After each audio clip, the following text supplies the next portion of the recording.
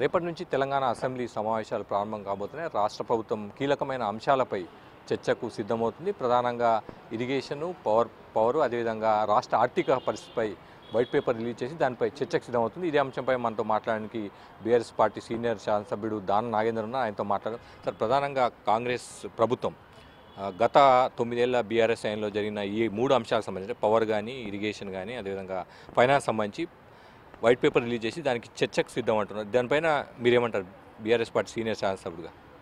ఏ చర్చకైనా మేము మొదటి రోజే చెప్పడం జరిగింది. ఏ చర్చకైనా మేము సిద్ధంగా ఉన్నామని చెప్పాము. ఏ చర్చ అయినా కూడా అర్థవంతంగా జరగాలి, ఒక నిర్మాణాత్మకంగా జరగాలి. దానికి ప్రభుత్వంగా పరంగా మొన్న బట్టి విక్రమార్ గారు మాట్లాడుతూ కానీ ముఖ్యమంత్రి గారు కూడా మాట్లాడుతూ చెప్పడం జరిగింది. మీకు పూర్తి సమయాన్ని ఇస్తాము, మీరు ఒక నిర్మాణాత్మకమైనటువంటి సూచనలు ఇవ్వండి, మేము తప్పకుండా పరిగణలోకి తీసుకుంటాం అన్నారు. అయితే నా ఒకే సజెషన్, మీరు చెప్పినటువంటి 3 అంశాలు ఏవైతే రేపు చర్చకు తీసుకోవాలనుకుంటారో ప్రధానమైనటువంటి ఆర్థిక సమస్యల విషయంలో కానీ, లేక ఇరిగేషన్ ప్రాజెక్ట్ విషయంలో కానివ్వండి, లేకపోతే పవర్ కానివ్వండి, గత 9 సంవత్సరాలు మీరు చూసినట్టయితే రాష్ట్రంలో 24 గంటలు కరెంట్ ఇచ్చినటువంటి ఘనత కేసీఆర్ గారికే దక్కింది. ఆర్థిక పరిస్థితిని మెరుగుపరచడంలో, ఎందుకంటే ఒక కొత్త రాష్ట్రం వచ్చిన తర్వాత ఆ రాష్ట్రంలో కొన్ని సంక్షేమ పథకాలు తీసుకున్నప్పుడు తప్పకుండా మరి వివిధ సందర్భాల్లో మనము మన లోన్స్ తీసుకోవాల్సిన అవసరం ఉంటుంది. దానికి సంబంధించి ఎఫ్ఆర్బిఎం పరిధిలోనే తీసుకోవడం జరిగింది. ఏ లోన్లు తీసుకున్నా కూడా అది రాష్ట్ర ప్రయోజనాలకి తీసుకోవడం జరిగింది.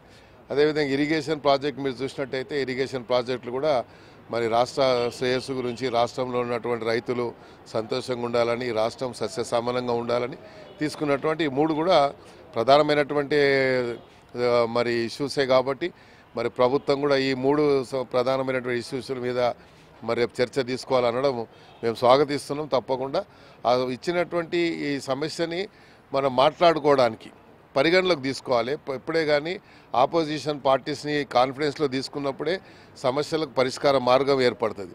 లేదు కేవలం మేము ఒకే సైడ్కు మాట్లాడతాము, మేము మాట్లాడింది మీరు వినాలి అని చెప్పి మమ్మల్ని నిన్న ముఖ్యమంత్రి గారు చెప్పిన దాంట్లో అన్నీ బాగా చెప్పినా ఒక ఇష్యూలో మాత్రం మేము ఏకీభవించాము. ఎందుకంటే ఆయన మాట్లాడితే ఏం చెప్పారు, మీరు కూర్చోండి వినండి, ఇదే మీకు పనిష్మెంట్ అన్నారు. అంటే అది ఎంత తప్పు మాట. అది ఆపోజిషన్ పార్టీలో మీరు చెప్పినప్పుడు ఏదైనా చెప్తే దానికి క్లారిఫికేషన్ అడిగేటువంటి అధికారము మాకు ఆపోజిషన్ పార్టీల వాళ్ళకు ఉంటుంది. ఆ క్లారిఫికేషన్ ఇవ్వాలి. క్లారిఫికేషన్ అనేది ఇతర ఫ్లోర్ లీడర్స్ కూడా ఉన్నారు, వాళ్ళకు కూడా ఇవ్వలే. కనీసం అక్బరుద్దీన్ ఓవైసీ అడిగారు, లేకుంటే సిపిఎం నుంచి అడిగారు, లేకపోతే బీజేపీ పార్టీ నుంచి అడిగారు, వాళ్ళకు కూడా ఇవ్వలేదు. క్లారిఫికేషన్ అనేది ఎప్పుడే కానీ ఒక పార్టీ తరఫున ఒకరు ప్రస్తావన తీసుకొచ్చినప్పుడు దాని మీద క్లారిఫికేషన్స్ అనేది రెండో వ్యక్తికి ఉంటుంది. మేము కూడా గతంలో ఇచ్చాం, అలా ఇవ్వాలి. అయితే ఇప్పుడు మనం మొట్టమొదటి రోజు నుండే అణచివేసేటువంటి ధోరణి అంటే చూసే వాళ్ళకు కూడా మంచిగా అనిపించేది. మీరు చేసేటువంటి కార్యక్రమాలు స్వాగతిస్తాం. తప్పకుండా మీరు ఇచ్చినటువంటి 6 గ్యారంటీలు తప్పకుండా ఇంప్లిమెంట్ చేయాలని కోరుకుంటున్నాము. ఎందుకంటే అల్టిమేట్గా ఎవరు ప్రభుత్వంలో ఉన్నా ప్రజల యొక్క మరి బాగోగుల గురించి, ప్రజల యొక్క సమస్యలను పరిష్కరించడానికే అది వాళ్ళ తపన ఉంటుంది. కాబట్టి మీరు ఇచ్చినటువంటి గ్యారంటీలు పూర్తి కావాలని మేము కూడా కోరుకుంటున్నాం. అంటే గ్యారంటీల అంశం మేము అమలు చేస్తాం, కానీ గత 9.5 ఏళ్ల బీఆర్ఎస్ హయాంలో ఈ 3 రంగాలు ప్రధానంగా ఇప్పుడు వాళ్ళు చర్చకు పెట్టాలనుకున్న రంగాల్లో మీరేమో ముందుకు సాగాము, పురోగమనంలో ఉన్నట్టు, వాళ్ళేమో తిరోగమనం ఉంది. విద్యుత్ శాఖకు సంబంధించిన ఆస్తులు అప్పులు ఎక్కువయ్యాయి, ఆస్తులు లేవు. అదేవిధంగా మేడిగడ్డ బ్యారేజ్ కుంగిపోయింది కట్టిన కొన్నేళ్ళకి. ఇవన్నీ అంశాలు వాళ్ళు పదే ప్రధానంగా ప్రశ్న మిమ్మల్ని టార్గెట్ చేస్తున్నారు. వాళ్ళు చెప్పింది అసెంబ్లీలో వీటన్నిటికీ సమాధానంతో మీరు సిద్ధంగా ఉన్నారు. ఎందుకు సమాధానం అన్నిటికీ సమాధానం అంటే మీరు ప్రశ్న వేసిన తర్వాత సమాధానం చెప్పేటువంటి ఓపిక కూడా మీకు ఉండాలి. సమాధానం చెప్పేటువంటి సమయం మాకు ఇవ్వాలి. లేదు మేము సమాధానం చెప్పకముందే మైక్ నొక్కేశారనుకోండి ఎవరికి చెప్పుకుంటాము? అప్పుడు మాకు వేదిక ఏది, బయట మీడియా పాయింట్లో చెప్పాల్సి వస్తుంది. కాదు కదా. మీరు శాసనసభలో రాష్ట్ర ప్రజలకు మీరు పంపించినటువంటి సమాచారాన్ని ఇది కరెక్ట్ కాదో లేకుంటే కరెక్ట్ అవునో మీరు ఇచ్చే వైట్ పేపర్ రిలీజ్ చేస్తా అంటున్నారు. మీరు చెప్పే ప్రతి దానికి కూడా తప్పకుండా మా పార్టీ తరఫున ఎవరైతే పెద్దలు మాట్లాడతారో తప్పకుండా మీరు ఏదైతే జరిగినటువంటి లోపాలు ఏదైనా ఉంటే దాన్ని లాభట్టడానికి ప్రయత్నం చేయండి, తీయడానికి ప్రయత్నం చేయండి తప్ప విమర్శించాలి. కానీ ఆపోజిషన్ పార్టీలో ఉన్నవారిని విమర్శించాలి, ప్రభుత్వం కోల్పోయిన తర్వాత వాళ్ళని ఇంకా చేయాలనేటువంటి ధోరణి మంచిది కాదని నేను భావిస్తూ ఉన్నాను. తప్పకుండా ఆ తీరులో ఒక ప్రజాస్వామ్యబద్ధంగా రేపు శాసనసభలో పెట్టినటువంటి 3 అంశాల మీద మీరు మాట్లాడిన తర్వాత మీరు వైట్ పేపర్ రిలీజ్ చేసిన తర్వాత ఆపోజిషన్ కూడా ఇవ్వాల్సినటువంటి సమయాన్ని ఇస్తారని నేను ఆశిస్తున్నాను. స్పీకర్ గారు కానీ లెజిస్లేటివ్ ఆఫీస్ మినిస్టర్ కూడా ఇది బాధ్యత ఉంటుంది.